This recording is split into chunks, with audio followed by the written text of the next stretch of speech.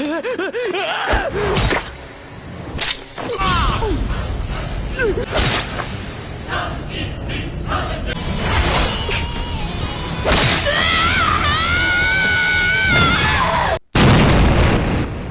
guys, selamat datang kembali ke dalam pembahasan cerita Akame ga Kill. Gak perlu lama-lama, kita langsung masuk. Berangkat.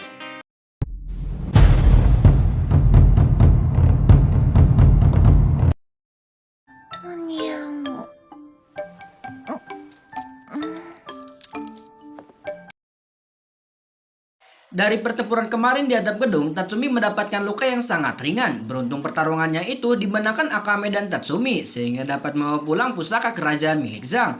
Sebagai manusia yang tergabung dalam kelompok pembunuh, membuat luka retak di kepalanya hanyalah dianggap goresan. Sehingga kini Tatsumi kembali berlatih memperkuat diri. Kali ini ia dilatih oleh Sele Ciwi berkacamata. Meski Ciwi ini memiliki sifat ceroboh dan lemot, tidak bisa dipungkiri kalau ia memiliki jiwa psikopat yang dia dapat dari membunuh seorang pemabuk. Tidak hanya sampai di sana, sisi psikopat Sele semakin dipancing muncul oleh beberapa orang yang mencoba membalaskan teman mereka. Siapa sangka gadis ceroboh dan terlihat lemah lembut itu sangat menikmati terkena cairan merah yang keluar secara acak.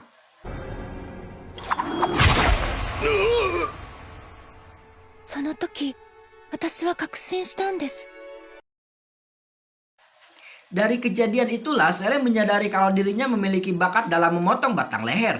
Sehingga ketika pasukan revolusi mengajaknya bergabung, gadis berambut ungu itu langsung menerimanya tanpa harus mikir berhari-hari.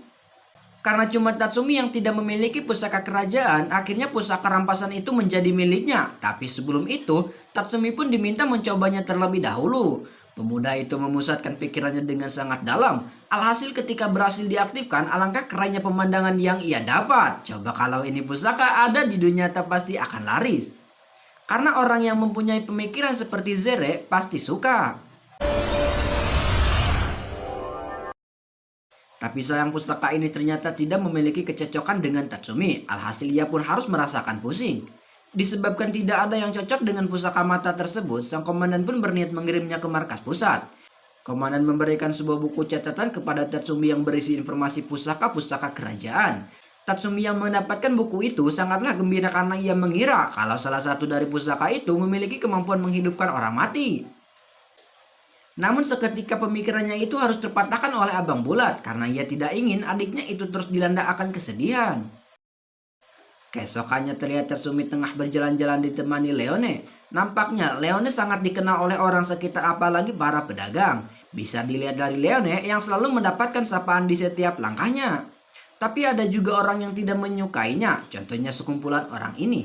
Pelarian yang dilakukan keduanya membuat mereka terpisah. Tatsumi yang baru mengenal kota membuat dia kesusahan mencari jalan pulang. Beruntung tak lama ini dihampiri seorang prajurit wanita yang tengah patroli bersama anjingnya. Tapi setelah dilihat-lihat binatang itu termasuk ke dalam senjata kerajaan. Dengan bantuannya, Tatsumi pun bisa kembali ke tempat ia dan Leone terpisah. Selepas dari jalan-jalan, kedua orang itu pun tengah menerima sebuah misi untuk membunuh bandar narkoba dan pelaku jual beli manusia. Baru saja sampai di tempat yang menjadi markas korban mereka selanjutnya, Leone dan Tatsumi harus dikejutkan dengan begitu banyaknya para ciwi yang tengah tergeletak karena mengalami kecanduan terhadap ganja. Dan tentu membuat mereka semua rela melakukan apa saja yang penting mendapatkan barang haram tersebut. Menyaksikan peristiwa ini membuat semangat 45 Leone semakin membara. Alhasil ketika para bandar tengah berkumpul merencanakan bisnis mereka, tiba-tiba saja Tatsumi dan Leone hadir dengan mendobrak. Dengan kemampuan yang dimiliki kedua manusia itu, tentu dapat dengan mudahnya membantai para pengawal. Hasil latihan mengupas sayur dan didikan Abang Bulat membuat Tatsumi berkembang pesat. Pemuda itu tanpa belas kasihan memotong badan salah satu petinggi, yang membuat semua cairan merah menyebar.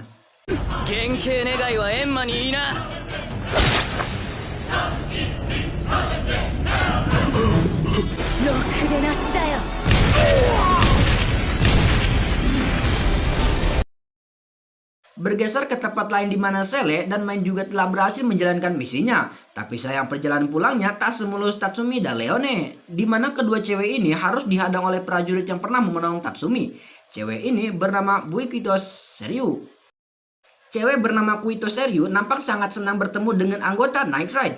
Ternyata alasannya karena ingin membalas dendam atas kematian Ogre. Usut punya usut, ternyata Seryu ini adalah murid sang komandan. Mengatasnamakan keadilan, Seryu pun mulai baku hantamnya dengan menyuruh binatang peliharaannya menyerang.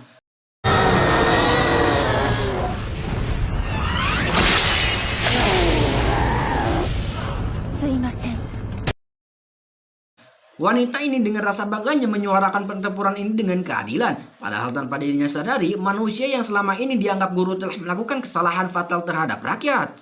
Sepertinya semua penjaga kota ini menganggap kalau kondisi kota damai dan tentram. Tanpa mereka ketahui, kota yang selama ini dijaga dipenuhi oleh penyiksaan, kesakitan, pemerasan, penindasan, dan kesedihan. Hadirnya pusaka kerajaan berwujud binatang nampaknya membuat Main sangat kewalahan. Sebab setiap kali serangan Main merusak tubuhnya, makhluk ini dapat memperbaikinya dengan sangat cepat. Hal tersebutlah yang membuat wanita berkuncir itu sangat kesusahan. Untuk bisa mengalahkannya, mereka harus menghancurkan inti kehidupannya. Beralih ke sisi lain di mana Sele tengah baku hantam dengan Seiyu. Keduanya mampu menampilkan pertarungan epik antar senjata yang sangat dikenal di seluruh dunia.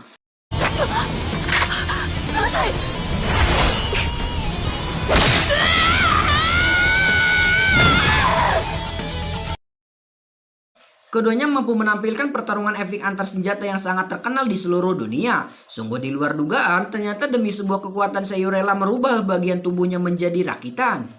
Tidak bisa dipungkiri, kecepatan yang dimiliki Sele dapat membuatnya lebih unggul. Terlihat dari Seiyu yang beberapa kali tersudut. Di saat Sele akan menghabisi Seiyu, fokus yang dimilikinya harus terguncang oleh sebuah gelombang yang dikeluarkan makhluk bernama Koro.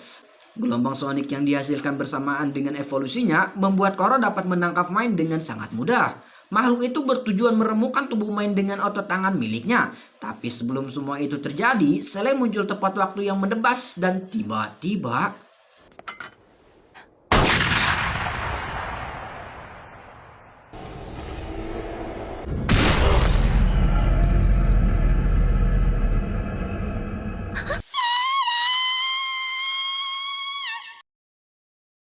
menyaksikan teman dekatnya mati di depan mata membuat Main terlihat sangat marah. Wanita itu tidak memperdulikan rasa sakit di tangannya. Main berniat melesatkan tembakan ke arah Seiyu. Tapi niatnya harus diurungkan karena para prajurit kerajaan mulai berdatangan. Di waktu-waktu krusial ini, Sele masih saja memperdulikan keselamatan temannya. Dengan cara memberikan sebuah celah untuk Main bisa melarikan diri. Di detik-detik kesadarannya, Sele teringat dengan kenangan manis bersama anggota Night Ride. Walaupun bekerja sebagai pembunuh berdarah dingin, kesetiaan, kebersamaan, dan kekeluargaan antar anggota sangatlah kental.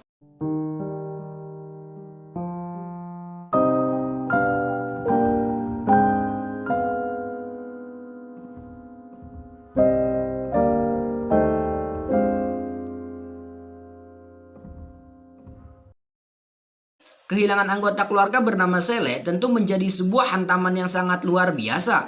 Meski ia memiliki sifat yang ceroboh, tidak bisa dipungkiri kalau kenangan yang mereka lalui selama ini tidak akan bisa dilupakan. Kesedihan Tatsumi kehilangan sosok Sele membuat ia teringat dengan sebuah pelukan hangat Ciwi berkacamata itu, dikala ia merindukan dua sahabatnya. Kepergian seorang teman yang berharga tentu membuat suasana markas sedikit berubah, di mana sebelumnya selalu terdengar suara lengkingan Main. Untuk pertama kalinya, Tatsumi menyaksikan sosok Akame merasakan amat sangat kehilangan. Di balik sikap tenang yang dimilikinya, nyatanya Akame juga hanyalah seorang wanita yang ketika kehilangan sosok sahabat akan meneteskan air mata.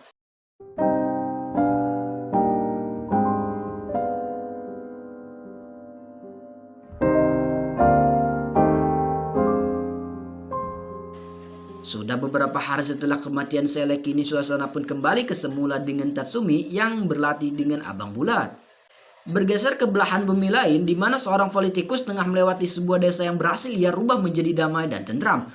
Politikus yang seperti inilah yang paling dibutuhkan negara, yaitu jujur, amanah, dan lebih mementingkan kehidupan damai rakyatnya. Tapi semakin ia berjaya memajukan bangsa, maka semakin kencang juga orang yang berbuat kejam kepadanya. Contohnya saat ini kereta yang ditumpangi politikus ini tengah dicegah oleh anak buah sang jenderal. Salah satu di antara mereka bernama Deidara. Dengan kemampuan yang dimiliki ketiganya, tentu tidak perlu lama-lama membantai para penjaga yang hanya berjumlah 50 orang.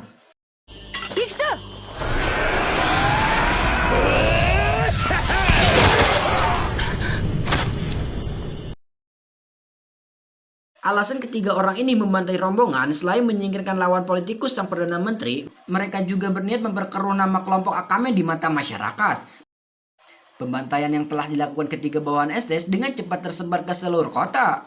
Tak terkecuali markas Naindra yang tengah membahas nama mereka yang dikambing hitamkan. Meski tragedi ini mereka anggap sebagai jebakan, tapi mau tidak mau harus tetap bergerak, melindungi para politikus yang memiliki peran bagi kemajuan bangsa ini.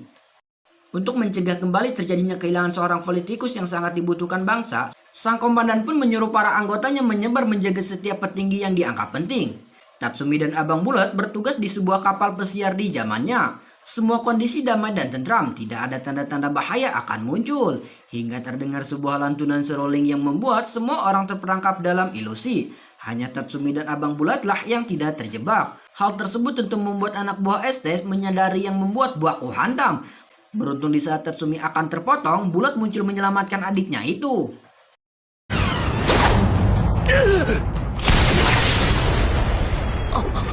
辰巳、これが参った。